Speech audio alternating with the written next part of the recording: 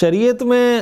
ظاہر ہے کہ اللہ تعالیٰ نے ہر چیز کے کچھ اسباب رکھے ہیں اور ان اسباب کو اس انسانیت کے سامنے بیان کر دیا ہے۔ قرآن حدیث میں ہمیں بہت وضاحت کے ساتھ وہ اسباب ملتے ہیں کہ اس عشرہ رحمت میں، یہ رحمت کا عشرہ ہے، اب ہم کیا ایسے کام کریں کہ ہم رحمت کے مستحق ہو جائیں، کیا ایسے کام کریں کہ دوسرے عشرے میں ہماری بخشش ہو جائے، کیا ایسے کام کریں کہ جہنم سے ہماری نجات ہو جائے۔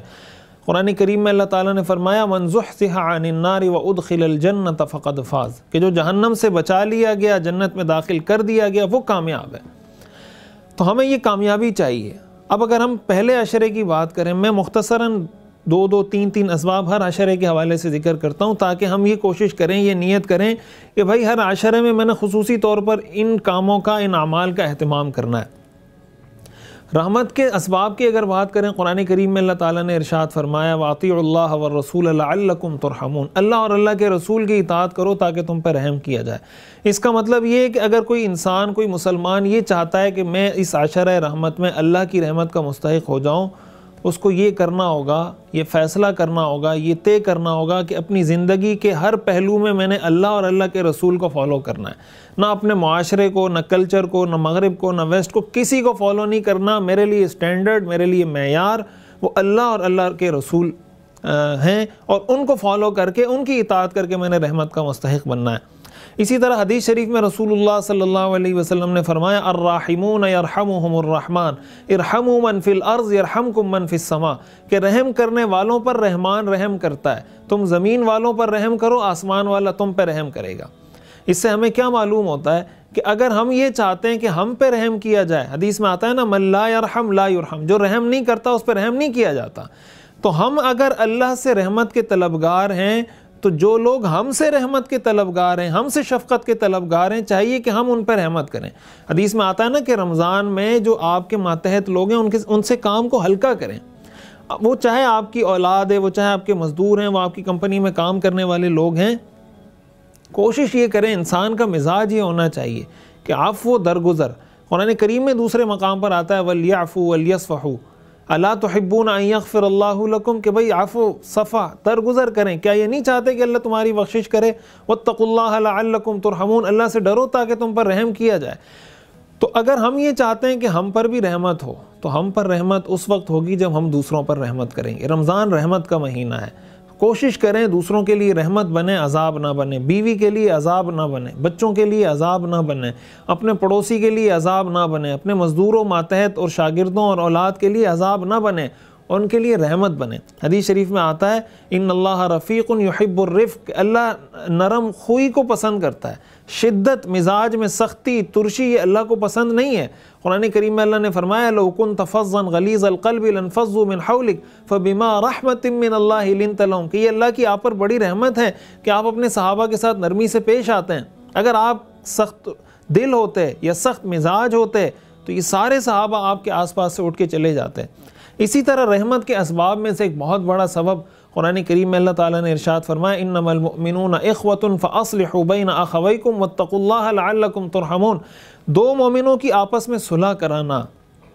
ہمارے ہاں لڑانے کو کمال سمجھا جاتا ہے، صلح کرانے کو بے وقوفی سمجھا جاتا ہے۔ شریعت کی نظر میں، اسلام کی نظر میں اللہ کی رحمت کا مستحق وہ ہوتا ہے جو دو بھائیوں میں صلح کرواتا ہے۔ ہم یہ کوشش کریں کہ اگر دو لوگ آپس میں لڑ رہے ہیں، چاہے وہ دو بھائی ہیں، دو دوست ہیں، دو پڑوسی ہیں، دو پارٹیاں ہیں، دو فریق ہیں، میاں بیوی ہیں، اولاد اور والد ہیں، جو آپس میں لڑ رہے ہیں ہم ان کے درمیان صلح کرانے کی کوشش کریں، لوگوں کو لڑانے کی کوشش نہ کریں۔ اگر مغفرت کے اسباب کی طرف آتے ہیں، قرآن کریم میں اللہ تعالیٰ نے ارشاد فرمایا قل ان کنتم تحبون اللہ فاتبعونی یحببکم اللہ ویغفر لکم، کہ اگر تم، اے رسول آپ کہہ دیجئے اگر تم اللہ سے محبت کرتے ہو فاتبعونی، تو میری اتباع کرو، یحببکم اللہ، اللہ تم سے محبت کرے گا اور تمہارے گناہوں کو بخش دے گا۔ اس کا مطلب گناہوں کے بخشوانے کا سب سے بڑا ذریعہ وہ رسول اللہ صلی اللہ علیہ وسلم کی اتباع ہے۔ اس کا مطلب اتباع سنت یہ مغفرت کا راستہ ہے۔ حکیم اختر صاحب رحمۃ اللہ علیہ کا وہ ایک شعر ہے نا بڑا مشہور کہ نقش قدم نبی کے ہیں جنت کے راستے، اللہ سے ملاتے ہیں سنت کے راستے۔ تو بھائی اگر نبی کے نقش قدم پہ چلیں گے انشاءاللہ جنت میں پہنچ جائیں گے، اس لیے کہ جب بخشش ہوگی تبھی جنت میں پہنچ سکتے ہیں، بغیر بخشش کے تو نہیں پہنچ سکتے۔ اس لیے سب سے پہلا کام رمضان میں ہم نے یہ فیصلہ کرنا ہے کہ ہم نے اللہ تعالیٰ سے اپنے آپ کو بخشوانا ہے، اور بخشوانا کیسے ہے یہ طے کرنا ہے کہ آئندہ میں نے اپنی زندگی سنت کے مطابق گزارنی ہے۔ اسی کے ساتھ ساتھ ایک بہت بڑا سبب مغفرت حاصل کرنے کا وہ اللہ سے مغفرت کی دعا ہے۔ اللہ تعالیٰ نے ہمیں قرآن کریم میں یہ دعائیں سکھائی ہیں، وَقَالُوا سَمِعْنَا وَأَطَعْنَا غُفْرَانَكَ رَبَّنَا وَإِلَيْكَ الْمَصِيرُ۔ اللہ سے دعا مانگے، اپنے لیے بھی مانگیں، اپنے سے پہلے والے مسلمانوں کے لیے بھی مانگیں۔ اللہم اغفر للمؤمنین والمؤمنات والمسلمین والمسلمات، تمام مسلمانوں کے لیے، مرد ہوں یا عورتیں، سب کے لیے دعا مانگیں۔ تو جب ہم اللہ سے مغفرت کی دعا کریں گے اللہ تعالی ہماری مغفرت فرمائیں گے۔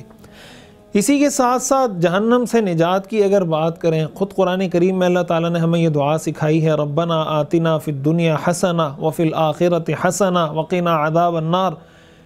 کہ اے اللہ ہمیں دنیا میں بھی اچھی زندگی عطا کر، آخرت میں بھی اچھی زندگی عطا کر، وقنا عذاب النار، اور جہنم کی آگ سے ہمیں بچا۔ یہ وہ دعا ہے جو قرآن میں ہمیں سکھائی گئی ہے۔ اس کا مطلب اس دعا کا کثرت سے اہتمام کریں۔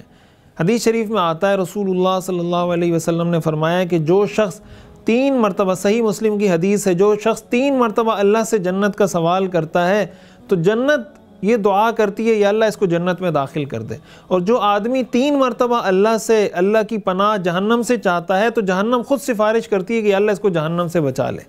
تو ہم جب جنت کی دعا کریں تو کم از کم 3 دفعہ کریں، جب جہنم سے نجات کی دعا کریں تو کم از کم 3 دفعہ کریں۔ اللہم اجرنی من النار، اللہم اجرنی من النار، اللہم اجرنی من النار۔ اردو میں کریں، پشتو میں کریں، سندھی میں کریں، عربی میں کریں،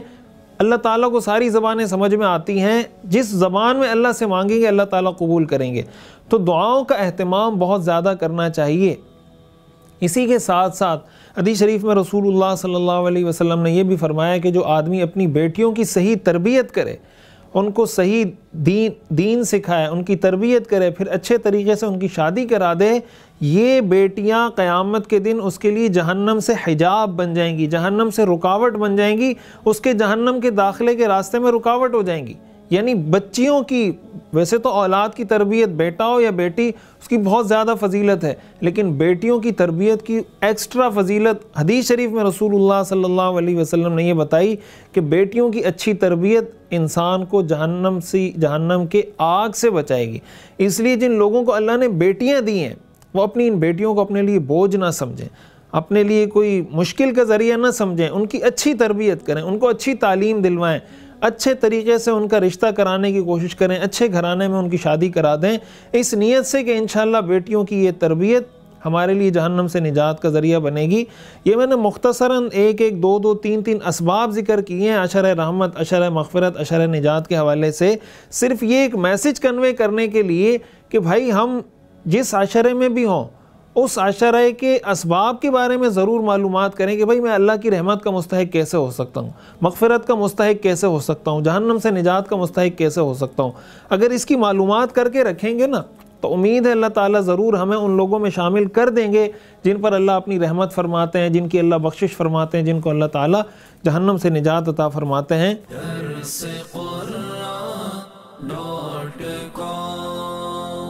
www.darsequran.com